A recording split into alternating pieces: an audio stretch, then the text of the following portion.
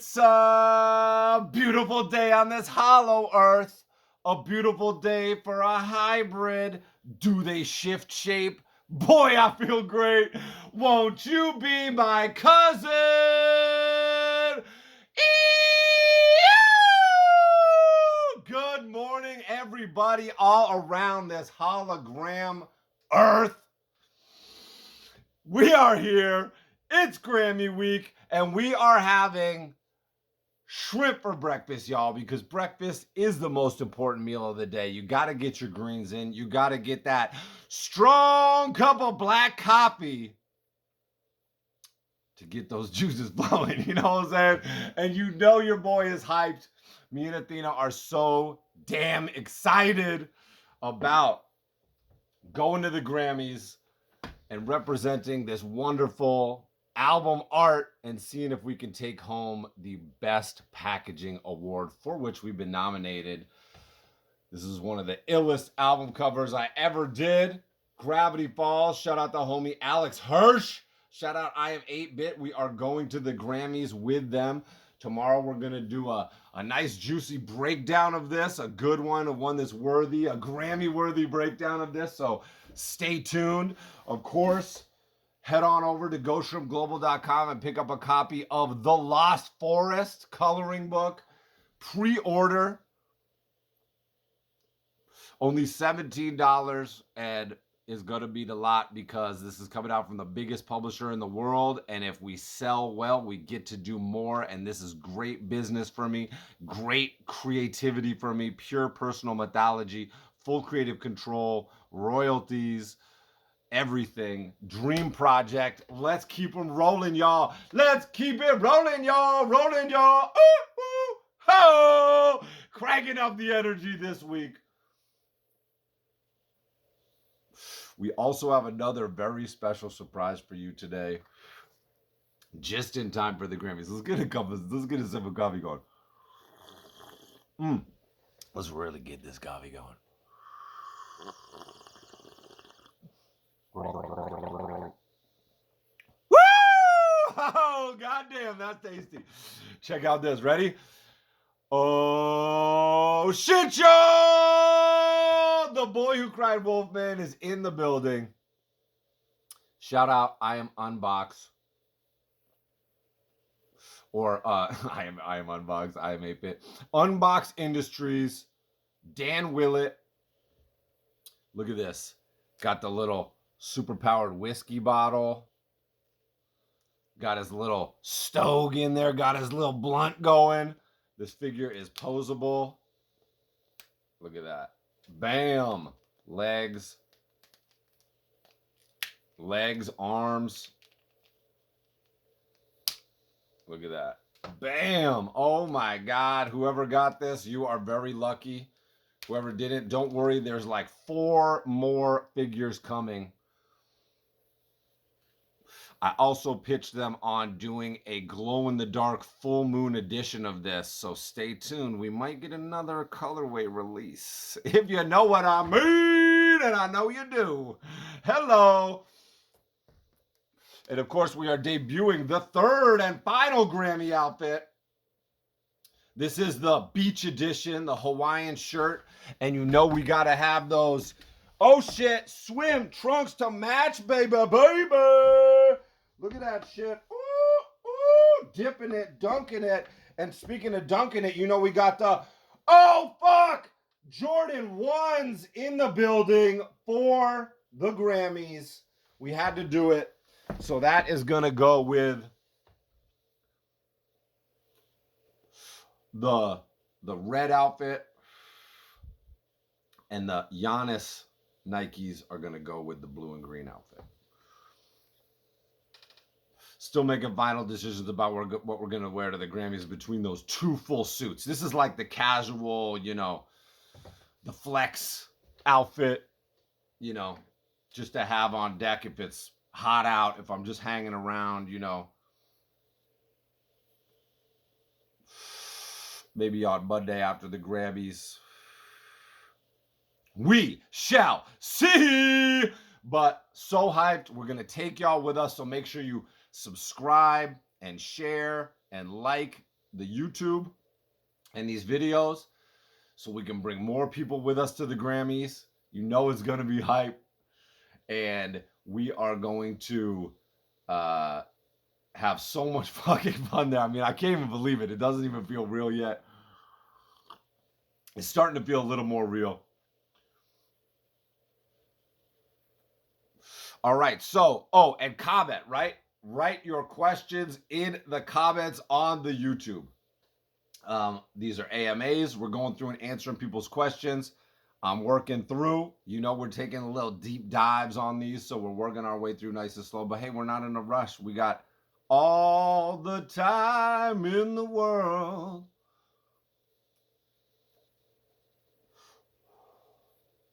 All right. So we got at Jess Paterick asked this is from AMA 4. She said, man, so much yes to this episode. Related to the last question Cecily asked and where this video ended,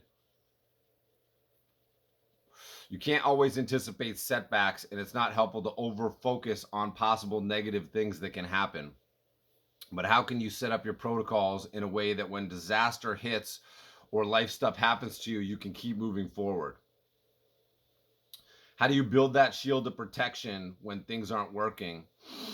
Like, even if you aren't able to really do work, how can you slowly build yourself back up without forcing it to cause more damage?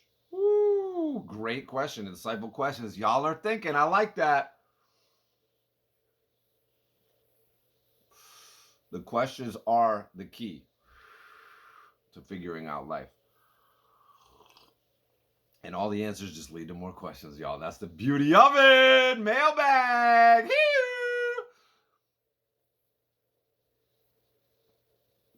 So, you know, when we're talking about protocols, what we're really talking about is habits and routines and building your life. It's like if you have successful and positive habits and routines, you're going to have a higher outcome, a higher probability of that manifesting in your life, right?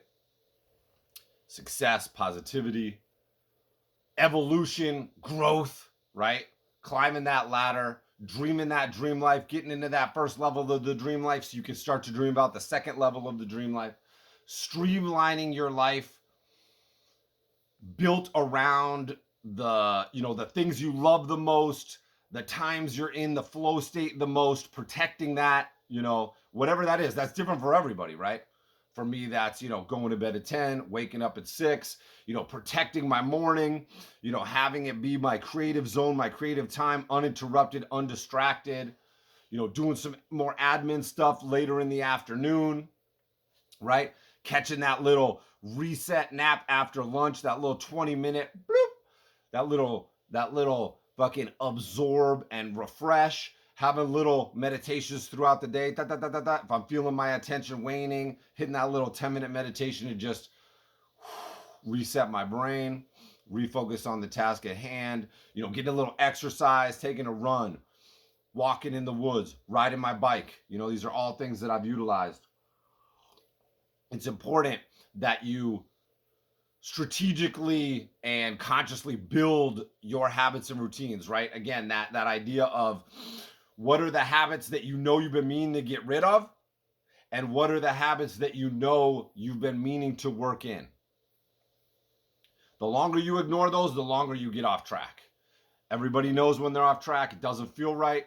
If you sit there long enough, you can get numb to it and you can forget about it. But it's very important. That's one of the things that great old ganja, the weed gods, talk to me and they tell me when I'm slipping. That's something that I've utilized since I was a young adult, since high school, and for the rest of my life. I have gotten so many great insights and I've had so many great conversations with that plant, and that plant keeps me in check. Okay, so everybody has their own thing. It's up to you to go and look and find the things that work for you. Now, when something comes along, right, life, there's this great saying that that humans plan and the gods laugh. You know, and I've experienced that. I've experienced tons of setbacks in my life, right? Had had hardship in my life. You know, moving when I was 12, you know, being cut off from my world, my life at that point, and being thrust into a new one at a very delicate time, a very different world, moving from the woods to the suburbs, different state, you know, struggling with that, struggling with depression, struggling with, you know, hating every goddamn thing about high school, feeling trapped between my parents and, you know, mainstream reality and just being pushed in a vice and being crushed, being medicated, you know, being told I'm a fuck up, being told I have learning disabilities, all this bullshit that was absolute bullshit. Knowing what I wanted to do if I could just be left to my to if I could be in charge of it. The struggles are what define you. How you react to the struggles are what define you, right? And having those habits ingrained, having those routines ingrained. I didn't have that at that point. I had to build that up. That's where all the confusion comes in, right? Once you get those things built in, you know, breaking both my feet, being told I was never going to walk again, right? Being like, fuck all that. You know, and then having the, once you get out on your own, embracing that responsibility, respecting your potential is the most important thing you can do in your life, right? I hate like, be serious, blah, blah, blah. If you respect your potential, you will actually have a shot at achieving it, right? I have overachieved my potential already. I have gone so much further beyond what I ever thought I was capable of in my life based on what I was told. And the feedback from mainstream reality, right, was that I was basically going nowhere. I was basically a total fuck up. But you can't let circumstances define you. You know, you have to absorb them, you have to look at them, you have to adjust to them, and then you have to figure out the way around it, right? Recently, 2 summers ago, my dad passing, my dad transcending his physical form after a prolonged, you know, drawn out, very emotional battle with cancer. His, you know, a very traumatic death scene, sequence, you know, tough stuff to deal with. Really like wiped me out, like cleaned my slate. The whole family just devastated. It stole my happiness. It stole my will to do anything in a way that had never happened before. I mean, you know, moving definitely, because I was still really didn't quite know who I was yet, was a different sort of challenge, but in that way made me feel numb and made me feel oblivion and made me just into a void in which you slowly, it's like this, you know, and especially when my dad died, I built this amazing Lego world over time. And then all of a sudden, you know, something comes through and absolutely smashes it, and it's back to square one, and you're just looking at a bunch of pieces and you don't even remember all the steps to get it back together. That's what it felt like. And it felt like with my dad, with his physical presence gone, it also felt like a bunch of pieces got taken out of the mix, right? Like a whole quarter of that structure that I had, the foundation of that structure, right? What it was built on was all of a sudden pulled out from under it and collapsed everything. And now I don't even have that pillar from which to rebuild, right? Now I have to go, wait a minute, now I have to rebuild on less pillars with less pieces, right? And to deal with that, you know, nothing else in my life has stopped me from just pushing forward. All my response to every other challenge in my life has been to push on it. And my dad dying was the real first big message from life that, you know, that pushing doesn't always work. And I'm in a time in my life now at the 43-year-old, the midlife crisis. I'm living the dream life, but I'm still getting a lot of great messages from life. And one of them is right now pushing is not the vibe. It's not having the result that I want. And my dad dying was the first big part of that. My dad passing, the word death is so dumb. We're so caught up in what that word means. It doesn't mean what we think it means.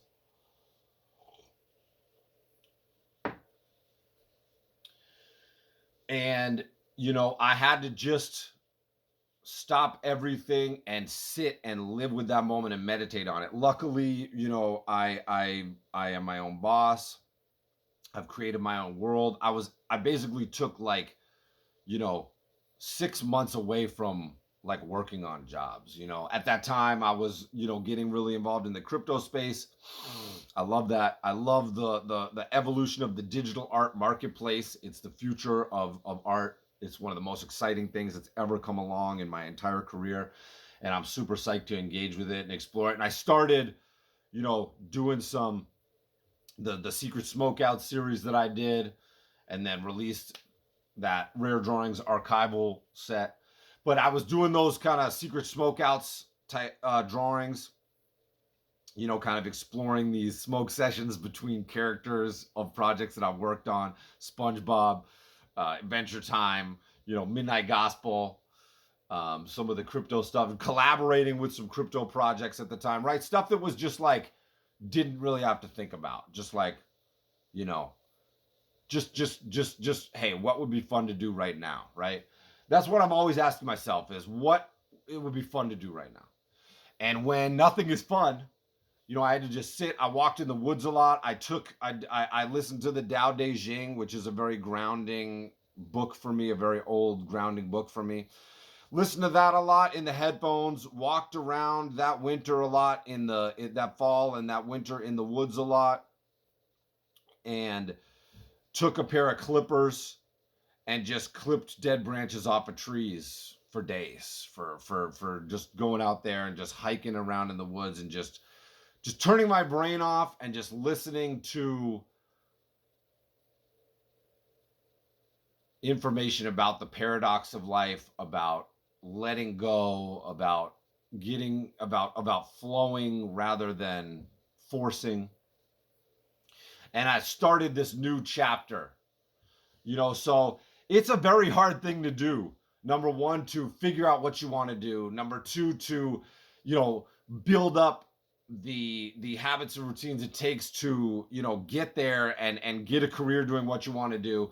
Continue to level up those habits and routines to a professional elite level to be able to stay in that career, right?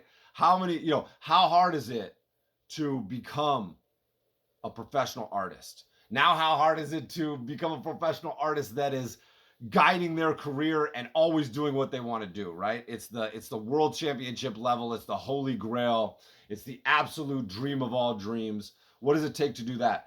Then when shit comes along and just fucks your whole life up, fucks your brain up, tears your soul out, rips it in half, scatters it to the wind, and sets you on a quest to find those pieces and build that set back up, put that script back together, but not in the same old way.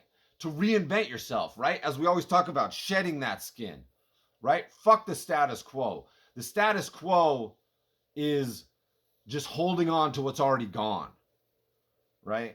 If we know anything about the nature of Mother Nature, right? Mother Nature's lessons to us is everything is always evolving. Everything is always changing. Nothing is ever the same. You never step into the same river twice. You never see the same plant twice. You never climb the same mountain twice. You are never the same person from day to day, from hour to hour.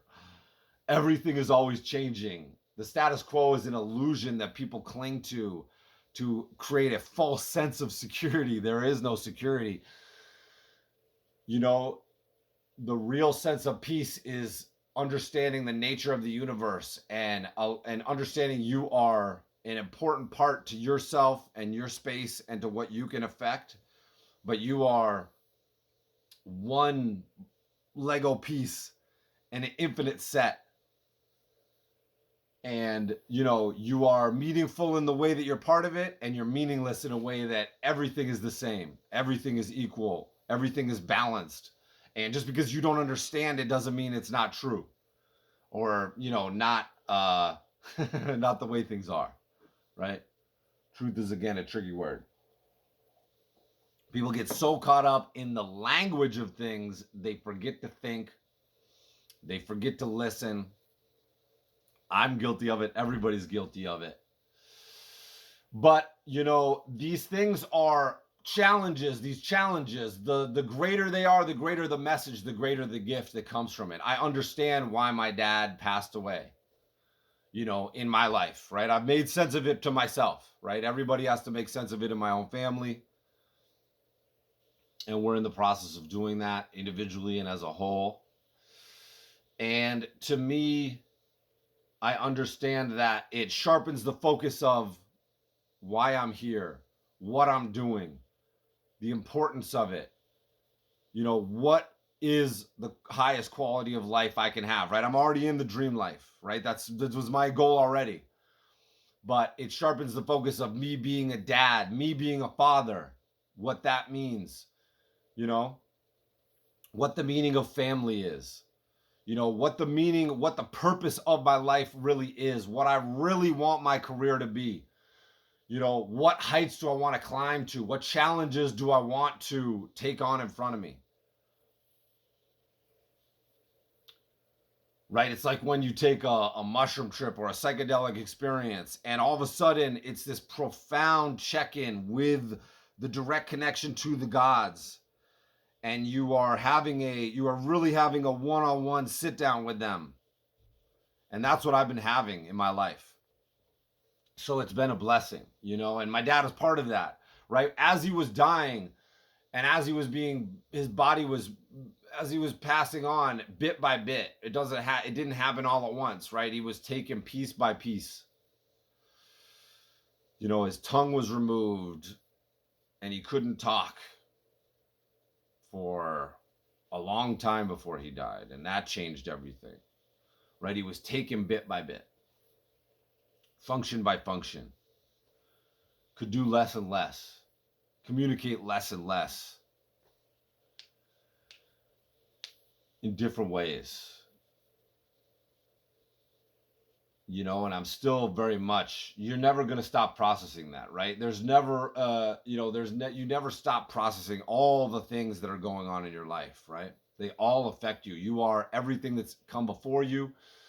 And your ideas, the best thing you can do is line it up with what's coming. And then your present moment is aligned and it makes sense. You're on that path. You're not disconnected. You're not turned around. You're not getting, you know, you're not confused, right? I was very bewildered for a long time, right?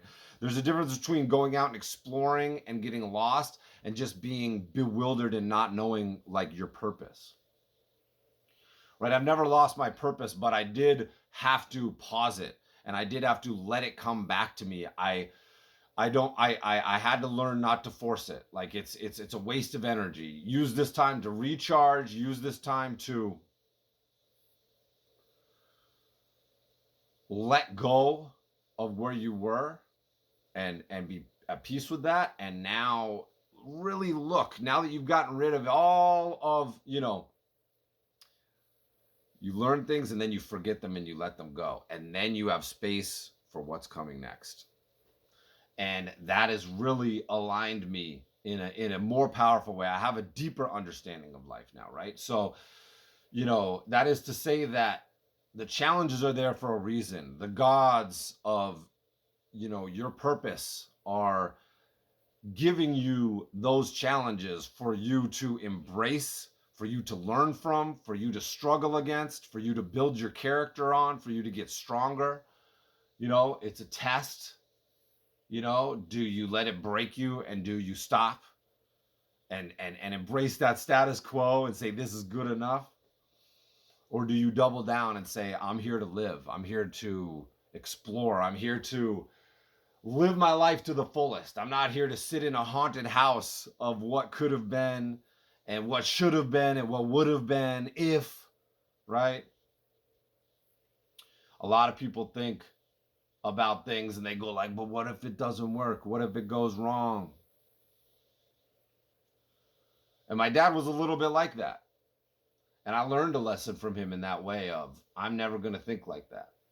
You know, everybody has their own strengths and weaknesses. And one of the greatest gifts my dad gave to me was to show me that I wanted to always think, what if it does work? Right? I've always pushed against the status quo, right? Whether that's mainstream reality, whether that's my family, whether that's people I'm around.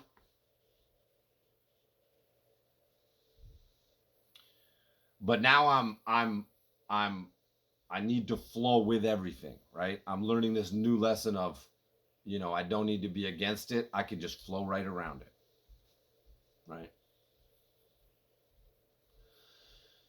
But it's important that you embrace those challenges and let them build you up and let them make you stronger, right? When you're working out, it's the destroying of the old muscles, it's the tearing of the tissue that allows the growth, that allows the evolution, right? And no one ever got anywhere without failure, without hardship, without feeling like they were never going to be able to do it, right? I never ever thought that I was going to be able to pull off Adventure Time. When they gave me the job, I was still 100% convinced that there was no way I was going to be able to pull that off.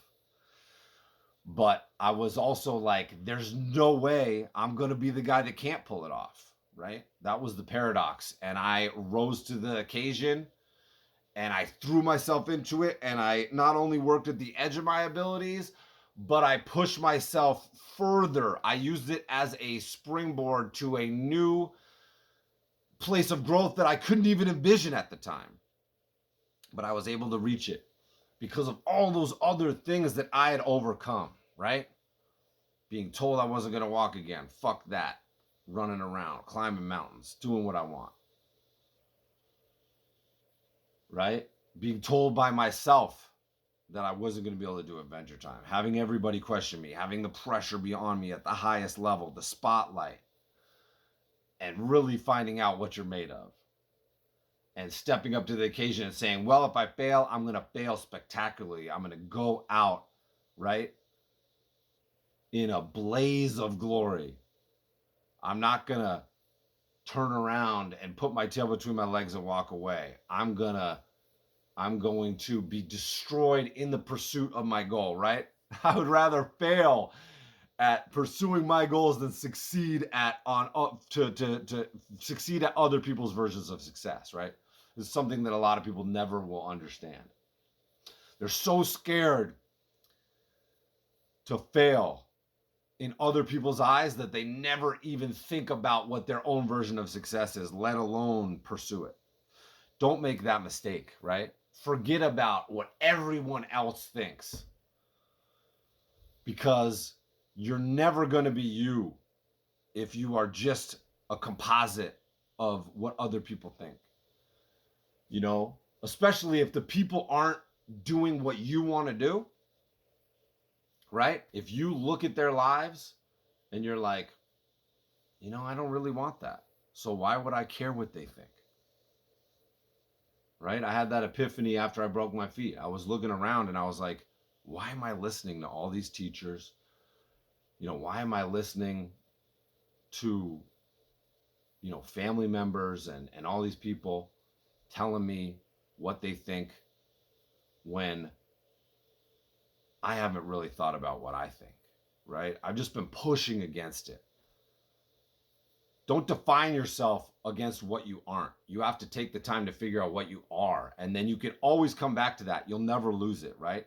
Even though I lost my spirit, like when my dad died and that challenge came along, I felt like I lost touch with it. I knew it was still there, and I knew it was just a matter of time, and I just had to let myself heal, right? Just like when I broke my feet, I just had to let myself heal. I had to take the time to do that, and I had to believe that the best outcome was possible, because that is going to give me the best chance at achieving it. Life is all about probabilities, and we know for a fact that your mindset is a huge factor in determining the outcome. So don't turn your strongest tool against yourself. Your mentality, as we always say, what happens in here is what defines you in life. Not what happens out here, it's what happens right here. So as long as you are patient and stick with it and focus on recharging and using that world championship mentality and this irrational optimism, you will make the impossible possible. You will give yourself the best chance of having the greatest outcome in your life, living that dream life, overcoming the challenges.